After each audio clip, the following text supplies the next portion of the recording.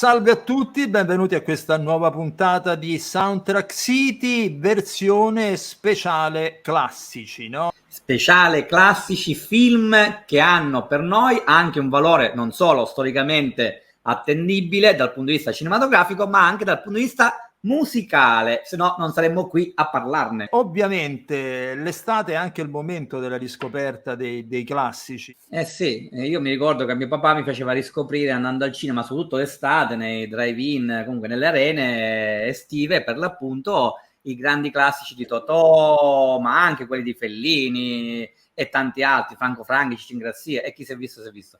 Quindi comunque era anche un motivo per scoprire e per ascoltare film che anche di rado venivano trasmessi in televisione. Oggi ancora meno, te li devi andare a cercare on streaming, se li trovi, se hai fortuna di trovarli poi soprattutto, quindi vabbè. Comunque, allora, poi il fatto di andare a vedere dei classici è anche importante perché un po' si riscopre un po' la memoria storica nostra, no? Di tanti italiani che in quei film si sono rivisti, e quando dico rivisti, nel film di cui andiamo a parlare oggi, perché diciamolo, andiamo a parlare dei Soliti Ignoti, un film di quelli storici della cinematografia italiana, soprattutto quella della commedia brillante, ecco. Vedrete che siamo andati anche a scovare alcuni ragazzini che facevano parte di questo film, che nel frattempo sono diventati ovviamente delle persone anziane, e ci siamo fatti dare anche i loro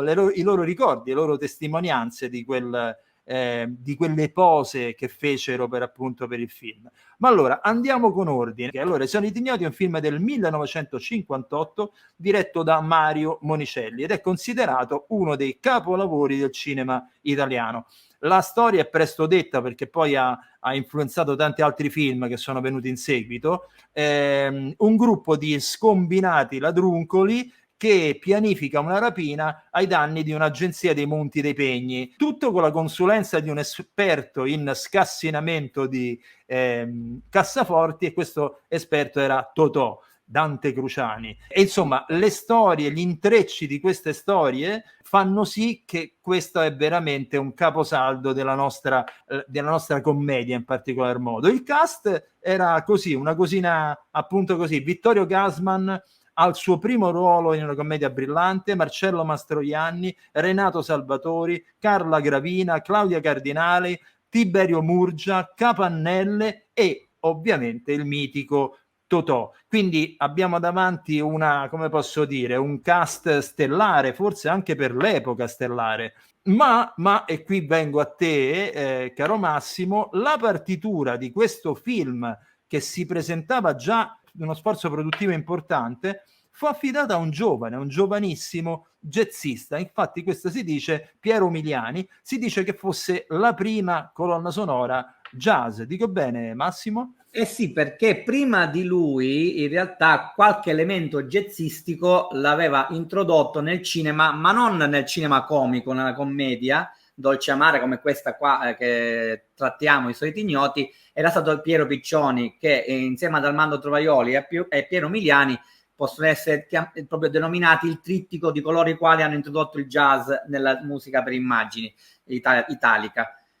Ma Piero Miliani, proprio vi cito proprio un aneddoto raccontato in questo meraviglioso libro che è Piero Miliani in parole e musica di Andrea Campanella. Allora, cosa viene raccontato? Che è famoso il tema storico che poi, ahimè, oggi non abbiamo un corrispettivo, diciamo, sia su vinile che su CD. All'epoca uscì un 45 giri con i due temi, Blues for Gassman e il tema d'amore, ma non si sono potuti ritrovare gli altri masters originali e quindi poter avere ad oggi un'edizione definitiva di questa straordinaria colonna sonora. Comunque, all'epoca Monicelli cercava qualcuno che gli potesse dare nuova linfa al commento della commedia.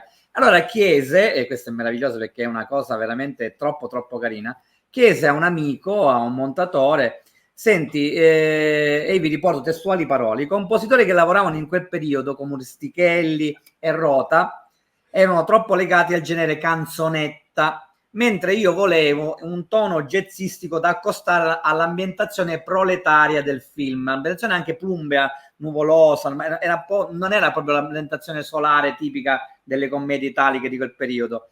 E accadde quindi che, parlando con un amico, gli dissi: sai, non so come fare perché voglio un commento jazz per il mio ultimo film, ma conosco solo Rota e pochi altri. E lui, l'amico, guarda che Rota, quando ha bisogno di fare della musica jazz, non la fa lui, ma si rivolge a un certo giovane musicista che io conosco, secondo me molto bravo, che si chiama Umiliani, Piero Umiliani. E così Monicelli lo contattò e Piero gli realizzò questa colonna sonora che in realtà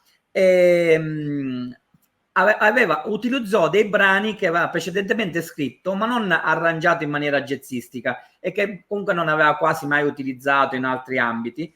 E allora, e qui viene fuori un organico di quelli che, come tu mi hai ben detto prima di andare in onda, ma chi è che ha realizzato questa colonna sonora e l'ha suonata in maniera impeccabile, straordinariamente impeccabile? E allora ve li elenco tutti quanti, perché è giusto citare nomi e cognomi. Allora, assolutamente sì.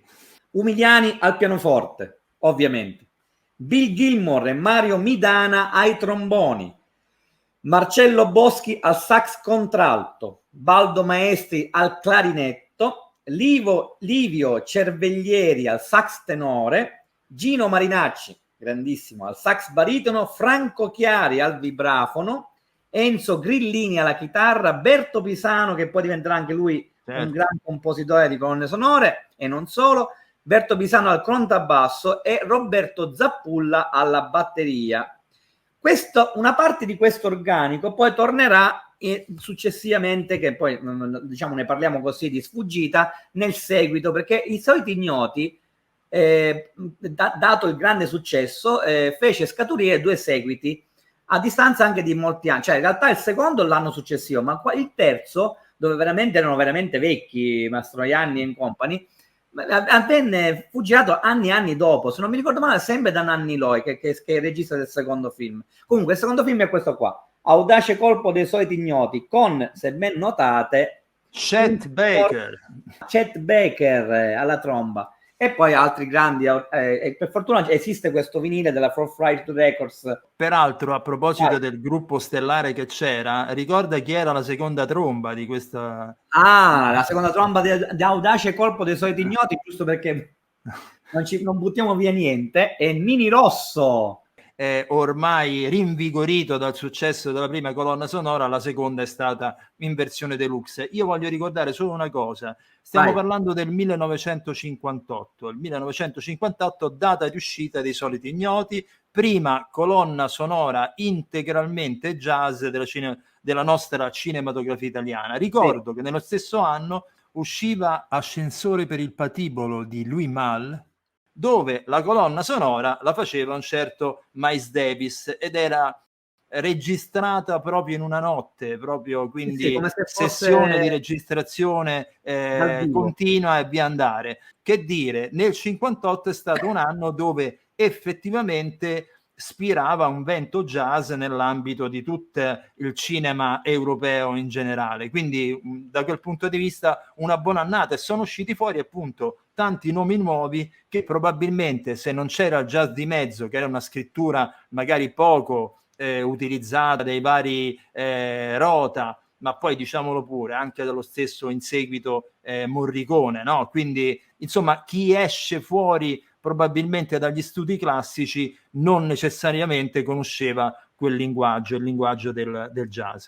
Tra l'altro, storicamente, come tu hai anche ben accennato, questa torniamo a ribadire, è la prima colonna sonora jazz, ma dedicata e legata a una commedia, perché certo, prima di allora, anche in Italia stesso, diciamo che gli stilemi jazzistici venivano semplicemente e costantemente abbinati al noir, al dramma, ma mai alla commedia. Quindi Piero Milano, e con Monicelli che aveva questa intuizione, furono dei precursori, e da lì in poi anche poi oltreoceano e oltre Alpe, quindi nel resto dell'Europa, incominciarono ad adottare il jazz nella commedia, nel film comico.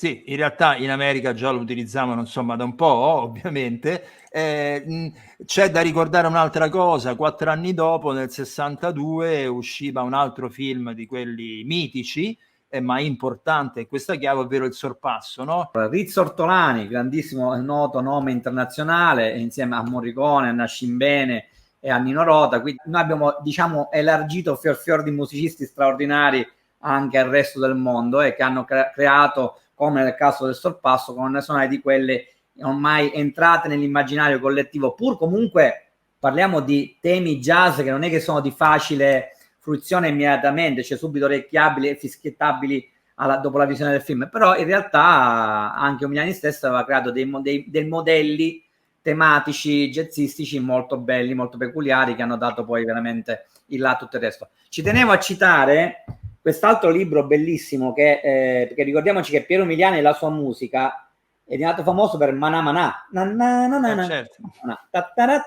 che tutti quanti ricorderanno come sigla dei Muppets Show, del Muppet Show, ma nato per un film, un documentario, Svezia, Inferno e Paradiso, di bellissime e scollacciate donne svedesi, e Umiliani aveva scritto questo pezzo. Questo è un libro di Gianluca Tosi, molto interessante, che tra l'altro prodotto dalle edizioni Blockbuster, che al suo interno ha anche un 45 giri con per l'appunto Manà Manà e poi un pezzo da Aragosta a colazione. Io direi di tornare I soliti ignoti, e adesso vi faccio vedere la partitura, diciamo così, del titolo di testa, che sarebbe poi Blues for Gassman, e che è questo per farvi capire un po' la scrittura di Piero Umiliani, un blues in 12 misure, quello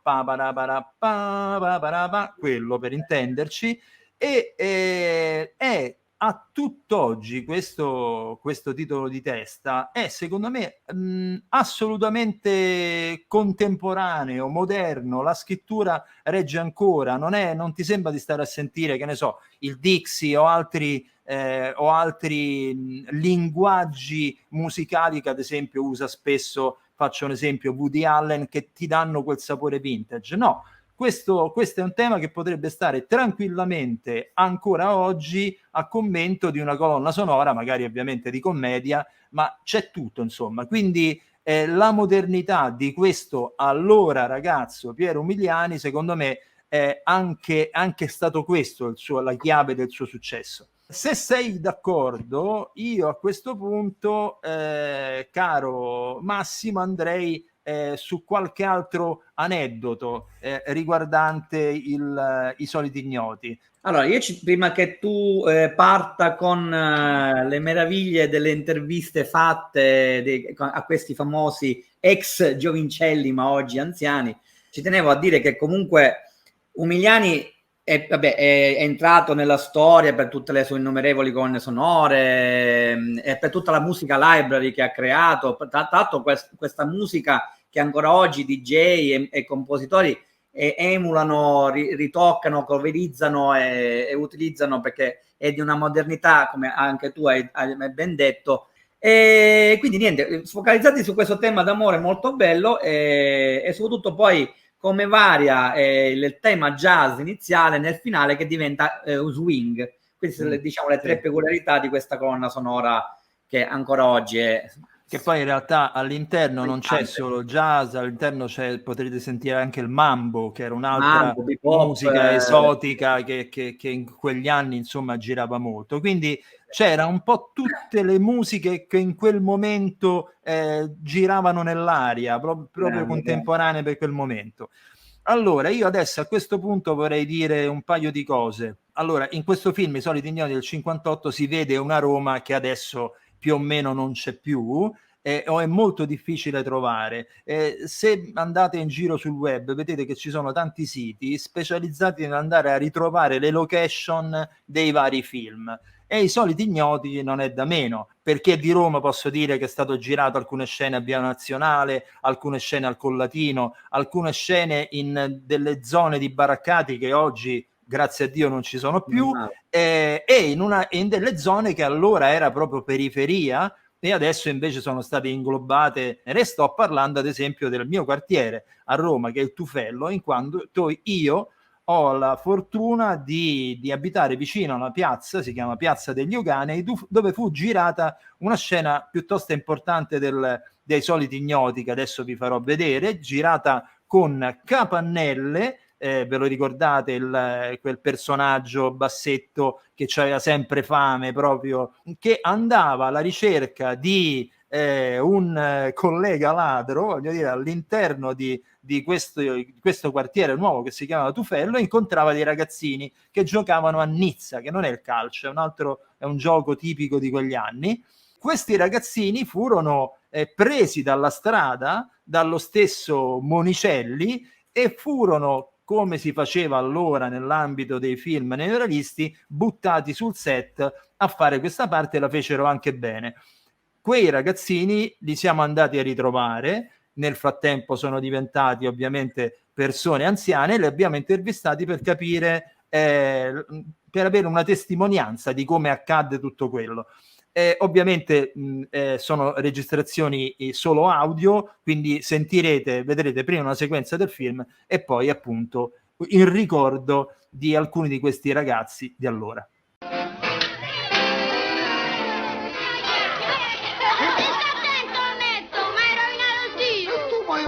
Un occhio,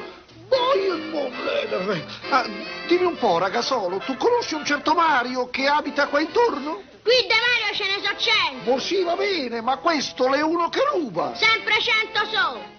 Era il 1958. Usciti da scuola, nel percorso per recarsi a casa, abbiamo notato un gran movimento di persone e macchine che stavano allestendo le riprese del film I Soliti Ignoti.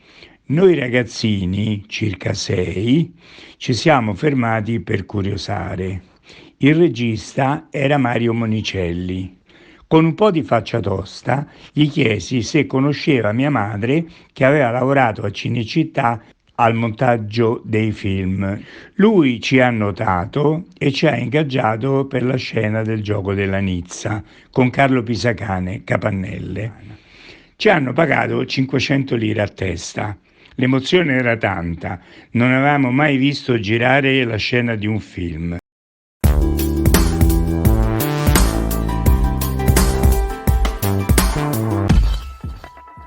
Vabbè, una piccola chicca, no? Massimo, questa che meraviglia, poi è emozionante. Poi a me sono sempre piaciuti dietro le quinte dei film, le storie, poi di questi cult assoluti incredibili. Comunque, facendosi due conti, insomma, del 58, questi ragazzini avranno avuto 7-8 anni, quindi nati negli anni 50, quindi adesso, insomma, quei ragazzini lì hanno l'età di Albus Silente. Esatto.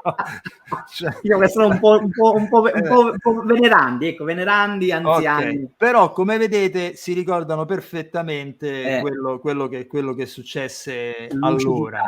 Ma allora, noi in realtà, prima passiamo da questo momento di rimembranza, di amarcord dei Soliti Ignoti, passiamo a un momento in cui vediamo un estratto dell'intervista a Francesco Argento, genero di Umiliani, che con lui ha viaggiato negli ultimi anni della sua vita, che Francesco Argento, in arte Frankie 45, intervistato durante un incontro con Cinevox Cult Club, che di noi siamo partner, ha raccontato un po' l'esperienza con Piero Umiliani, quindi ce la andiamo ad ascoltare.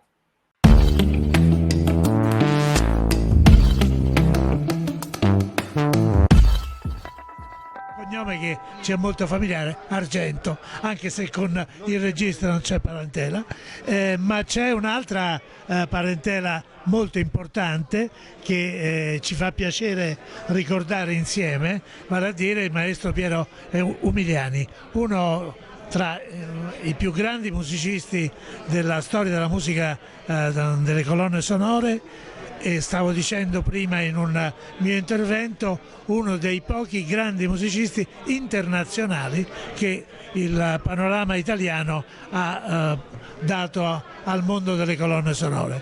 Vorrei sapere due cose da te. Una, questo questa vicinanza a questo mondo del maestro Umiliani, che ci vede coinvolti come editori di suoi film. E l'altra cosa, so che che hai un'attività legata al vinile, mi piacerebbe che tu ce la raccontassi, perché è proprio una delle cose per cui è nato il Cinema Scout Club, è proprio rendere omaggio a questo bellissimo supporto. Quindi prima parliamo di Piero. Con grande piacere.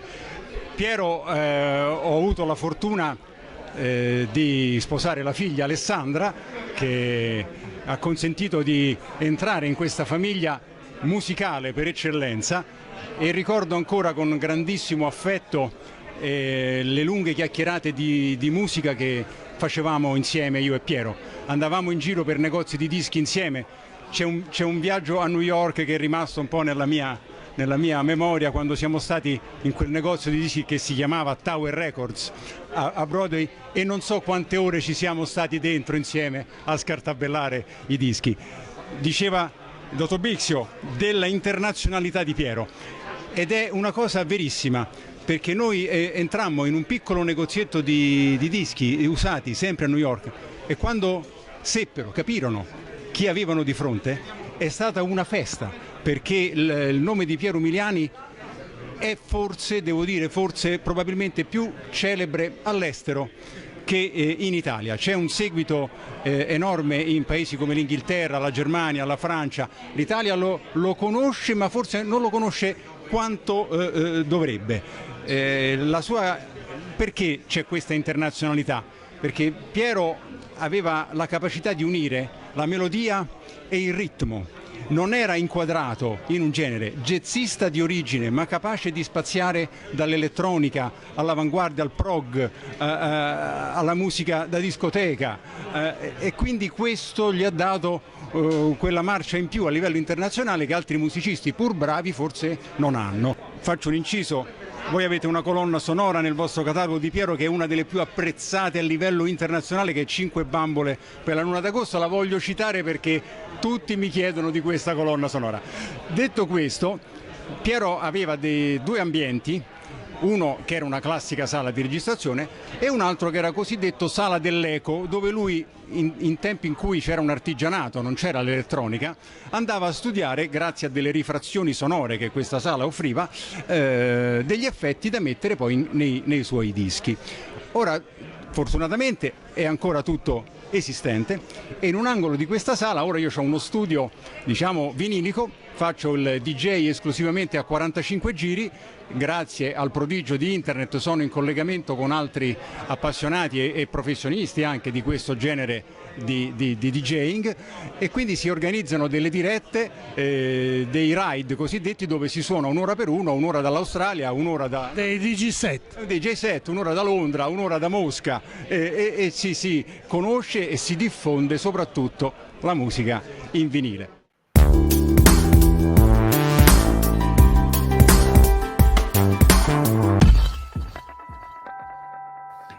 Allora, dopo questo ultimo contributo su Piero Umiliani da parte di Francesco Argento aka Frankie 45, io direi, Massimo, di salutarci. Eccolo lì con delle belle immagini di Piero Umiliani in studio, penso. Nel suo mitico studio, che ha dato i natali a tantissimi altri poi musicisti e sperimentatori. Allora, noi vi diamo l'appuntamento ovviamente alla prossima puntata con nuovi speciali classici estivi. Ciao Massimo, ciao a tutti. Ciao Marco, buon ascolto e buona visione.